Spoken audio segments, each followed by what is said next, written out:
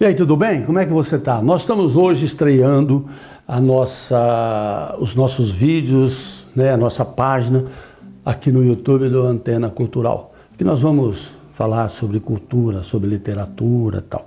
E hoje, para estrear, eu vou falar sobre esse livro aqui, A Revolta de Atlas, da Ayn Rand. Ela é russa, mas foi para os Estados Unidos e ela escreveu esse livro em 1957, lá nos Estados Unidos. É um livro bastante interessante, um livro muito gostoso de se ler. Mas antes de a gente começar a falar, eu queria deixar um recadinho para vocês. Eu vou deixar aqui, você está vendo o nosso e-mail, antenaculturalrp@gmail.com. Se você tiver alguma crítica, alguma sugestão, manda para a gente que a gente vai ver com muito carinho. E também, se você tem algum livro, se você é de alguma editora, quer mandar algum livro para a gente falar aqui, está aí também o nosso endereço, que é a Rua Afonso Guimarães Júnior, 144. Mas está aqui no vídeo, tem o CEP, tem tudo, tá bom? Manda para a gente. Só que uma coisa, tá? Assim, que não seja livro de autoajuda e nem livro técnico, porque isso aí já não é a minha área, tá bom? Então vamos lá. Mas antes de a gente falar do livro, é interessante a gente falar quem é a Ayn Rand, porque isso tem muito a ver com essa história desse livro. A Ayn Rand, ela nasceu em 1905 em Petersburgo. E em 1917, quando aconteceu a Revolução Russa, quando os bolcheviques assumiram a Rússia, com aquela revolução, o pai dela, que tinha uma farmácia, teve o seu estabelecimento confiscado e, segundo informações, eles passaram fome e a Ayn Rand ficou possessa da vida com o sistema socialista, com o pessoal de Lenin e tal. E aí, então, em 1925, depois dela ter feito filosofia e tal, ela pediu para o governo uma autorização para ela ir para os Estados Unidos visitar uns parentes. E ela foi, não voltou mais. Ela já vinha lendo sobre os Estados Unidos, ela era uma apaixonada pelos Estados Unidos. Então ela foi para lá. E esse livro foi o último livro de ficção que ela escreveu. E A Revolta de Atlas é o segundo livro mais lido nos Estados Unidos. Para mim é o primeiro, porque na lista deles o primeiro é a Bíblia. Agora, sacanagem concorrer com a Bíblia, não é mesmo? Então, como ele é o segundo, primeiro a Bíblia, o segundo é a Revolta de Atlas. Então eu considero ele o livro mais lido nos Estados Unidos. Aqui no Brasil foi muito lido também. Tá? Bom, falando do livro, tem uma coisa só para a gente situar aqui que eu acho importante, que eu achei um pouco inverossímil. Porque é o seguinte, o livro, ele está situado, ela não coloca direito a data, tá? Mas ele está aí contextualizado numa situação seguinte, todos os países são socialistas, menos os Estados Unidos. E ela não fala que os países são socialistas, falam que são repúblicas populares, e os Estados Unidos não. Mas aí que eu acho engraçado, porque os Estados Unidos começa, porque a crítica dela é o sistema socialista, o comunismo e tal. Os Estados Unidos, o governo começa a ter algumas ações com decretos de totalitarismo. Agora, cá entre nós, nenhum país muda do capitalismo para o socialismo e todo mundo fica de braço cruzado. Se você vê toda a história, todos os países que mudaram do capitalismo para o socialismo ou monarquia para o socialismo, enfim, teve uma razão, teve que ter um apoio popular. Vamos lembrar a União Soviética. A União Soviética, quem comandava a Rússia? Eram os czares. Os czares que comandavam a Rússia. E o último czar foi o Nicolau II, que ele, lógico, vivia naquele glamour todo, e o povo na miséria. E é bom lembrar que na Rússia, naquela época, 80% era da zona rural. E eles eram miseráveis, a maioria analfabeto. Eles viviam numa miséria total, pobreza total. E eles começaram a se revoltar. Em 1905, ficou muito famoso um evento, uma manifestação que teve, e o Nicolau II, o czar, mandou fuzilar todos os manifestantes. foram milhares e milhares e milhares de pessoas que foram mortas, foi até chamado de o Domingo Sangrento, isso foi em 1905. E aí, com altos impostos, né? Porque o Nicolau precisava de pôr imposto para manter aquela estrutura dele, para poucos, mas cara.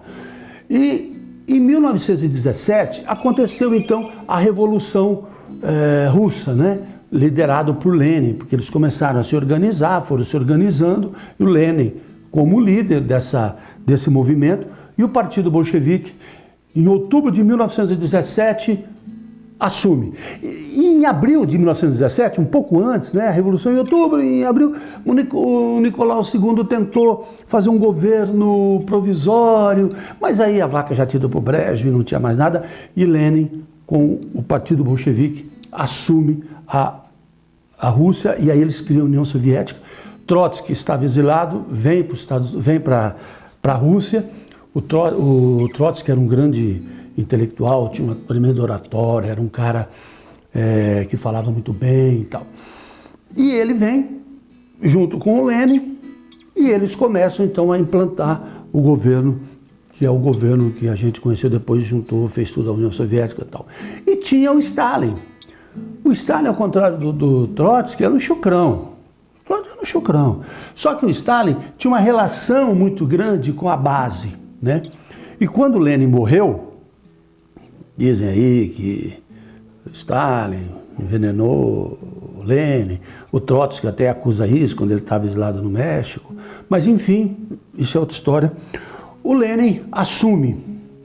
E aí, os trotskistas até hoje fazem críticas veementes sobre a maneira em que o Stalin administrou a União Soviética, né? Com mortes, torturas, ele matou líderes, inclusive ele mandou matar Trotsky, porque o Trotsky foi exilado, ele foi para a Sibéria, porque lá é o seguinte, naquela época, neguinho era preso, o papai ia para a Sibéria, vai todo mundo para a Sibéria, Dostoiévski foi para a Sibéria, e aí o Trotsky consegue, vai e chega no México. Então é ali no México que ele começa, que ele escreve muitos textos criticando o Stalin.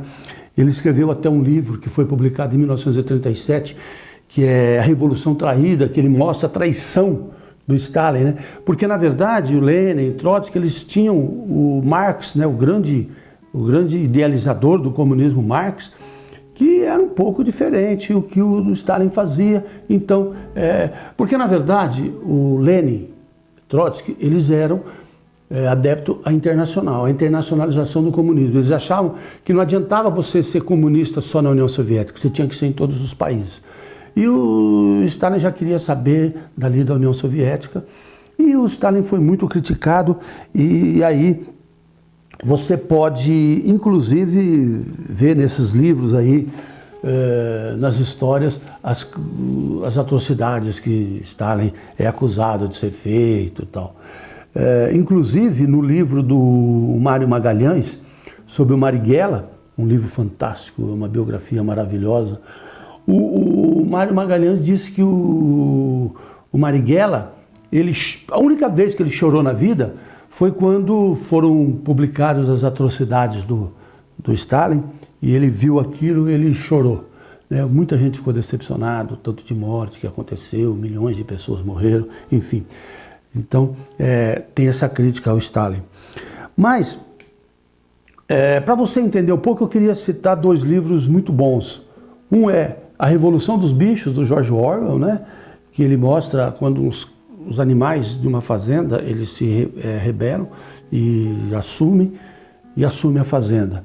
E quem lidera esse movimento são os porcos. E aí eles começam a ter contato com o ser humano, que era uma coisa proibida, e aí é a traição, né? E ali no Revolução dos Bichos é um livro gostoso de ler, fininho. Você vai ver a imagem de todo mundo ali, do Lenin, de Trotsky, tal, dá para você ver a imagem ali. Bom, e tem um outro livro, que é esse mais consistente, que também é do George Orwell, que é 1984, que foi escrito em 49. É um livro que faz uma crítica muito veemente, né, ao socialismo soviético, e onde tem o Big Brother, né, que é o grande irmão, existem câmeras em todos os lugares, você é vigiado dia e noite, e todo dia o Big Brother, lá, o grande irmão, faz um discurso, eles mudam. Então, é um livro fantástico. E tem um livro que eu queria que vocês lessem, é um dos melhores livros que eu já li na minha vida, chama O Homem que Amava os Cachorros. É do Leonardo Padura, um cubano. E nesse livro, a história acontece em Cuba, e o narrador encontra-se com o Mercader, né? O Ramon Mercader, que foi o cara que matou o Trotsky. Ele ficou 2 anos no México, arquitetando a morte, amando de Stalin, claro, e ele vai com uma picaretada e mata o Trotsky. Esse livro é fantástico. Leiam esse livro que é muito bom. Bem, mas vamos então ao livro, né? A Revolta de Atlas, né? Vamos contar a história dele.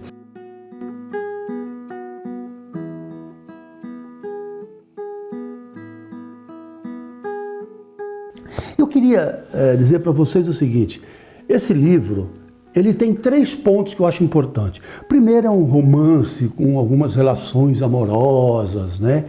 Que é muito... O livro ele vai por ali, e a grande personagem é a Dagny Taggart, que ela é filha, ela é descendente do cara que fundou uma grande ferrovia, era a maior ferrovia dos Estados Unidos, era uma potência, tanto é que todos os empresários que aparecem aqui são todos milionários, tá? Os caras têm dinheiro a dar com pau, ganharam muito dinheiro ali.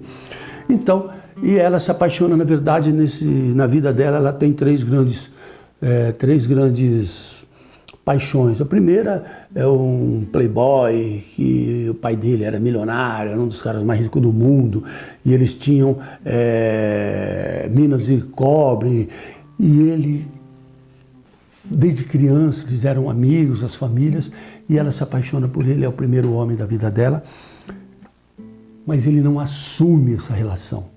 E ele fala assim: um dia você vai saber, porque ela não sabe esse motivo.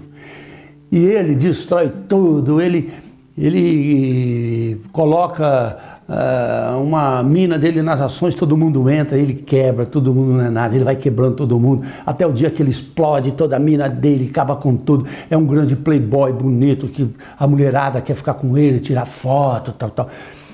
E aí depois, no final, ele fala por que ele fazia isso, né?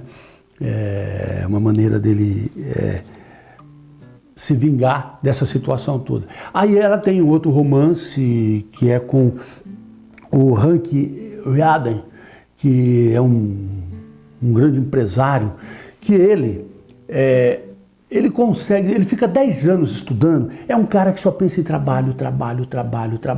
A relação com a família é horrível, a mulher dele faz ironia: ah, você chegou em casa, nossa, faz tanto tempo. A mãe ironiza, ele tem um filho, tem um irmão que é um cara que quer ajudar todo mundo, mas vive do dinheiro dele, enfim. Mas é um cara que ele cria um metal para concorrer com o aço. Ele é mais barato, mais leve e mais resistente. E aí o que acontece? Ele é criticado por ele ter colocado esse metal no mercado, porque esse metal vai acabar com toda a concorrência. Então eles têm uma relação. Agora, é muito legal essa relação deles, porque é uma relação racional, de razão. Não tem essa coisa que a gente tem, sabe? Essa coisa: ai, que ciúme, com quem você saiu, ai, você estava com... ai, aquela menina... Pô, eles não têm isso, cara. A Dagny fala para ele, porque ele é casado, ele fala para ele: meu, eu quero você, eu quero ter prazer com você, faça de mim o que você quiser, eu quero te servir. Então eles têm essa relação, e o Ryaden banca ela nas empreitadas dela. E a última paixão dela é o cara que arma toda a história desse livro, que é o John Galt, né? Porque, inclusive, no livro todo vai ter uma expressão: quem é John Galt? É uma expressão que, assim, ninguém sabe o que significa isso. É aquilo: meu, o que nós vamos fazer amanhã, hein? Quem foi John Galt? Quer dizer, não sei, se vira, né? Então, tem essa coisa amorosa, essa relação amorosa. E também tem aqui, eu acho que tem muito a ver com uma ficção científica, né? Tem esse metal, a Dagny e o Hank, eles descobrem um motor que é a grande revolução. Eles vão atrás disso, a Dagny vai atrás desse motor, que é assim, eles acham o motor e está quase pronto, mas ainda falta finalizar esse motor. E eles não sabem quem fez isso, porque na verdade no livro as pessoas vão sumindo também, daqui a pouco eu conto. Então é um motor que ele funciona por si só. Então não precisa de energia, não precisa de combustível, não precisa de nada. É uma grande revolução, então tem essa ficção científica. O próprio governo cria uma máquina que, como se fosse uma bomba atômica, mas é com um som. Então tem um pouco de ficção científica nisso daí também. E tem a crítica política que ela faz, que é contra o socialismo, e ela coloca na boca de algumas pessoas, inclusive, ela define, ela faz a grande crítica de por que o socialismo não pode dar certo na boca de um vagabundo, porque ela estava andando de trem, né, no trem dela, e ela vê um vagabundo mendigo que está ali, e um funcionário vai pôr ele para fora, e ela fala, pera um pouco, cara, vem cá, vamos almoçar comigo. E ela vai dar comida para ele, então eles sentam naquele vagão, restaurante, e eles vão conversando. Aí ele conta para ela o que aconteceu. Na verdade, essa é a estrutura crítica do socialismo, assim, que ela faz, claro. Ele trabalhava numa empresa de motores que se chamava Século XX, bom nome, né?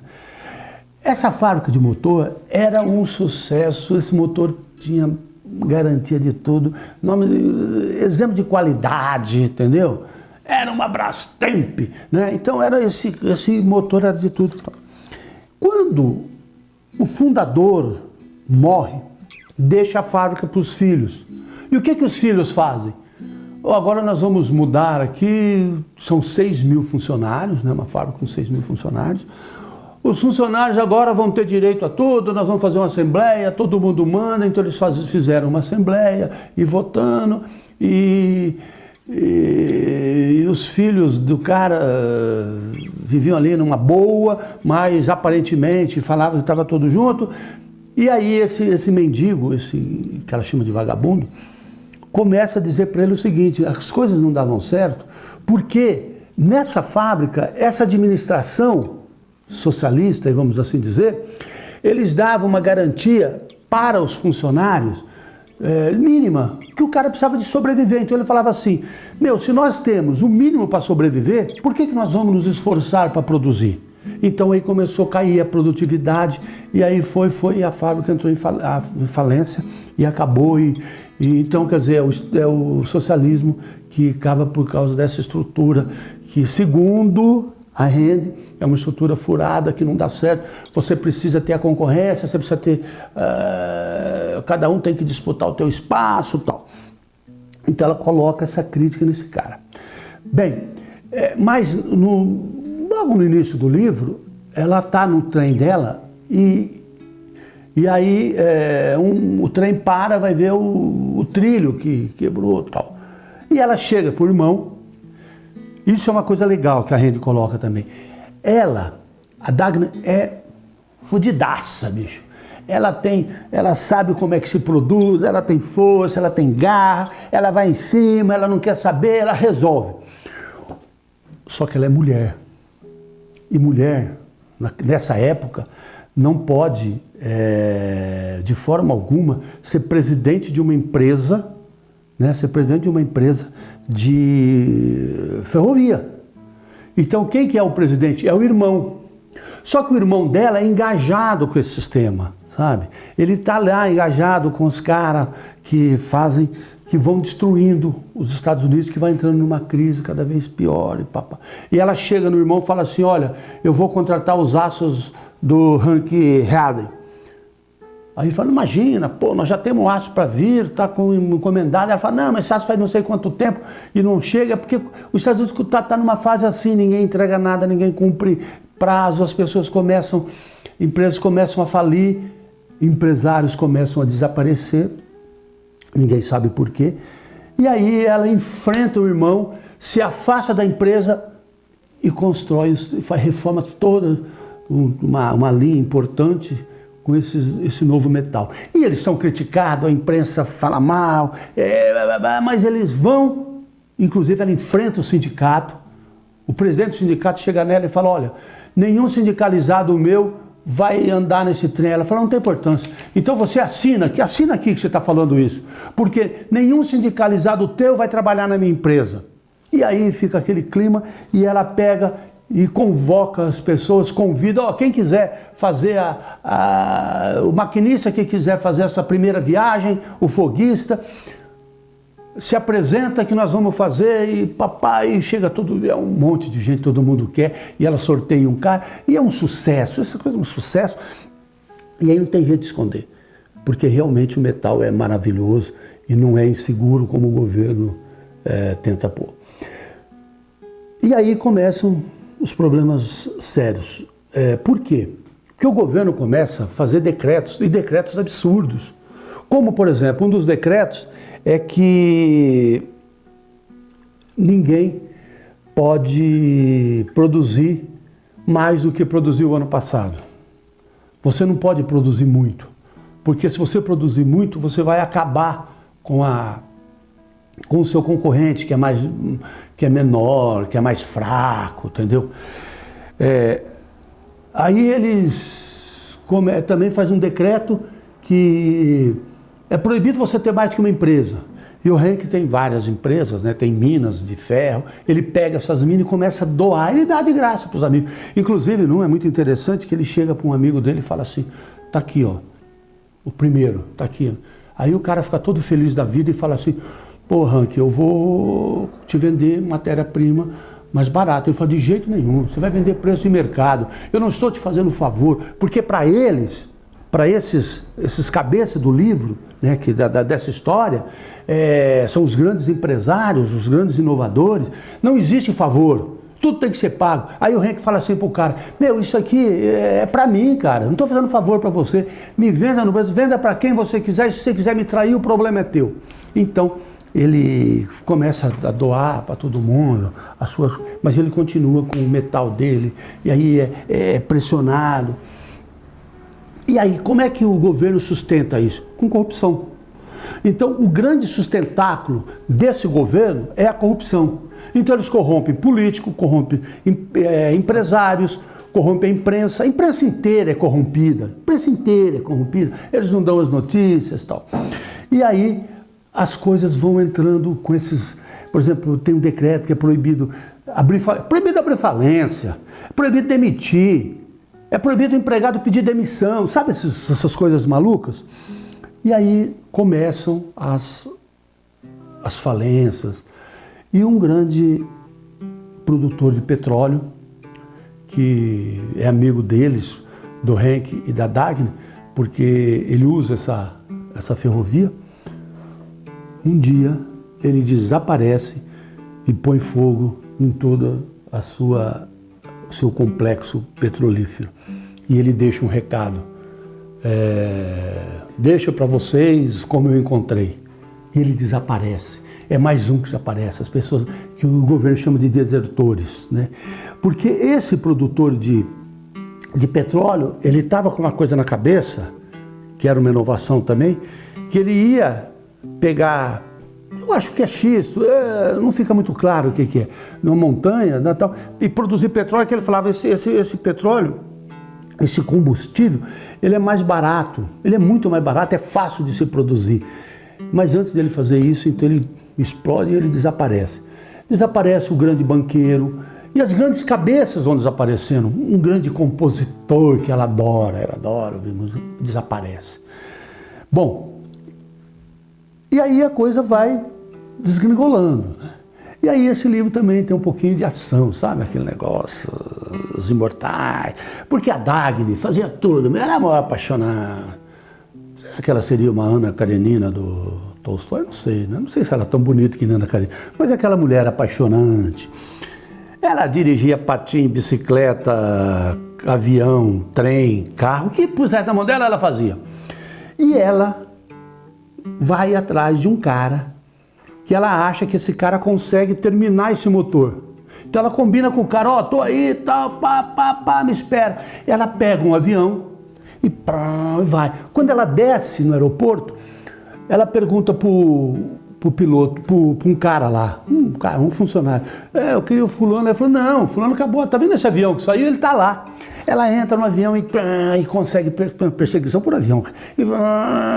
Aí ela entra num vale que ela não sabe onde é, e ela faz uma aterrissagem forçada, quase que um acidente, tem uns ferimentos, não morre, claro. Ela está no vale onde os empresários que desaparecem estão lá. E lá ela conhece o John Galt. Quem foi John Galt? Ela conhece, que é o grande idealizador. Esse John Galt foi um cara que nessa fábrica, século XX, ele fala assim, eu vou desligar o mundo. E ele fala que ele quer acabar com a sociedade, com essa sociedade maldita. Tem um pirata que é temido por todo mundo. Esse pirata, ele saqueia navios com metais, com ouro, com cobre. E eles estão todos neste vale. E é um vale maravilhoso, é um vale perfeito, onde as pessoas, eles mesmos plantam. E nesse vale, o símbolo dele é o cifrão,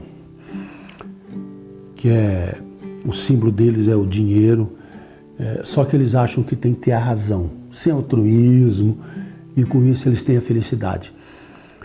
E ali cada um produz o que precisa. Esse produtor de petróleo, lá ele está produzindo esse petróleo com xisto, aí deve ser, mas produz um pouquinho, e a Dagner fala para ele, mas você produzia tanto, e agora? Ele falou, eu produzo o necessário para mim, para as pessoas, nós estamos vivendo um outro jeito.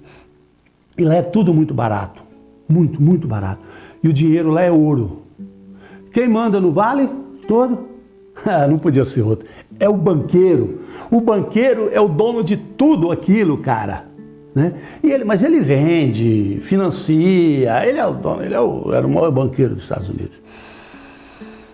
E aí, tudo impresso as moedas são todas de ouro, né? Fundidas no ouro. E ela fica ali por um mês, um período pequeno, decidindo se ela vai ficar lá ou não. Porque esses empresários, eles se autodenominam como grevista. E ela, como ela chegou ali, ela é uma fura-greve. Mas as pessoas sabem quem é ela e tal. E tá esse pirata, tá o John Galt, tá o Francisco, que ela foi a primeira paixão dela, o pianista que ela adora, que ela ouvia as sinfonias dele, enfim, tá todo mundo lá. Só o Hank, esse que fazia esse metal, não está lá ainda. E ela volta para Nova York, e aí ela se apaixona pelo John Galt. E aí tem mais, para finalizar o livro, tem a questão, mais uma vez, da ação. O governo, porque tem uma coisa, tem um momento em que o governo vai fazer uma transmissão, que nem o Big Brother, em 1984, explicando que a economia está maravilhosa, tal. Então fazem propaganda a semana inteira, atenção, tal hora, tal dia, ouça, tal, porque tudo, né, as emissoras são tudo compradas pelo governo, é tudo corrupto, tudo safado, tudo malandro. E aí também tem aquela questão da ficção científica. No momento, a rádio, as emissoras saem do ar. E quem entra no ar? John Galt. John Galt entra e ele faz um discurso de 3 horas. Então, é uma coisa enorme aqui no livro, enorme. E ele faz um discurso maravilhoso, né? E tem uma coisinha aqui que eu até queria ler para vocês. Eu não vou ler, lógico, o discurso dele, não sei quantas páginas, mas só para você sacar o pensamento dele, ele fala o seguinte, nesse discurso: Deixem de lado todos esses místicos corroídos pelo ódio que se fazem passar por amigos da humanidade e pregam que a mais elevada virtude de que o homem é capaz é não dar valor à própria vida. Eles dizem, por acaso, que o objetivo da moralidade é refrear o instinto humano de autopreservação? É para a própria preservação que o homem precisa de um código moral. O único homem que deseja agir segundo a moralidade é o homem que deseja viver. Então eles pregam a moralidade, eles são contra a corrupção, né? Então, nesse vale, por que tudo é barato? Porque não tem imposto, não tem que sustentar governo, né? Não sei, é uma coisa.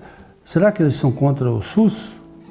Talvez sim, né? Porque na filosofia da Rand, se você não tiver que pagar imposto, se não tiver que sustentar esses partidos políticos, esses governos, tudo é muito barato, vai ter emprego e vai ter bastante consumo e aí não tem desemprego e todo mundo tem dinheiro para pagar médico, porque o médico também vai cobrar barato, o remédio é barato, enfim.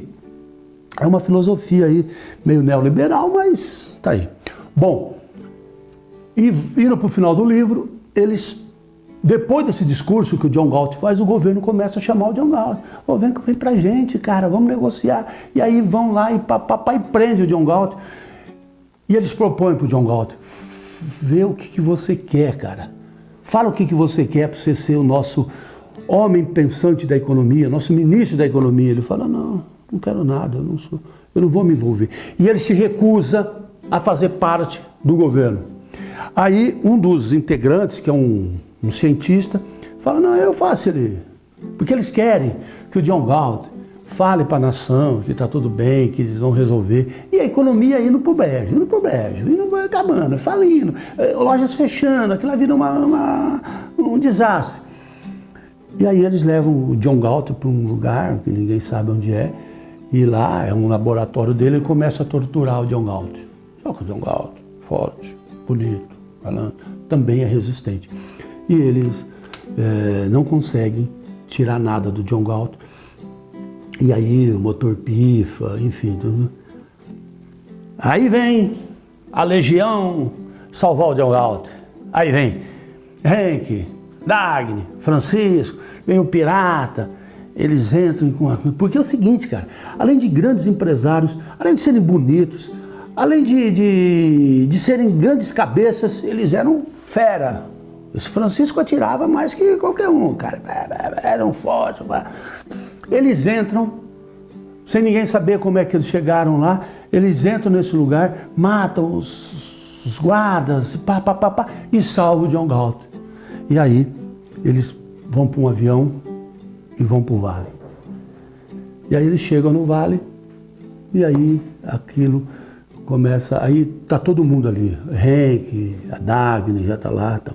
Enquanto isso, Nova York acaba. Uma desgraça total, só tem saque, não tem mais transporte, não tem mais produção, não tem mais nada. Vira uma miséria aquilo, a crise acaba com tudo. E lá no vale está aquela maravilha. E aí, para finalizar, a Red deixa uma questão que não dá para a gente saber ainda. Mas ela deixa um ponto de interrogação ali. Será que esses empresários vão voltar para os Estados Unidos, vão voltar para Nova York, nesse mundo que eles condenam, e salvar a economia? Fica aí um ponto de interrogação para todo mundo. Não vai ter o número 2, porque ela morreu, então ela não vai contar isso, mas fica na sua cabeça. É um bom livro, é um livro gostoso de ler, é 1.200 e poucas páginas, mas deixa na tua cabeceira que você lê. É um livro de ação, um livro de amor, um livro de crítica. Se você também é um crítico ao comunismo, você vai adorar esse livro, né? Mas é um livro gostoso, sabe? Não é aquele panfletário e tal. Gostei muito de ler esse livro, tá? Essa é a minha dica nessa nossa estreia. E mande algumas dicas, informações, críticas que serão bem aceitas, tá? Um grande abraço e até o próximo vídeo.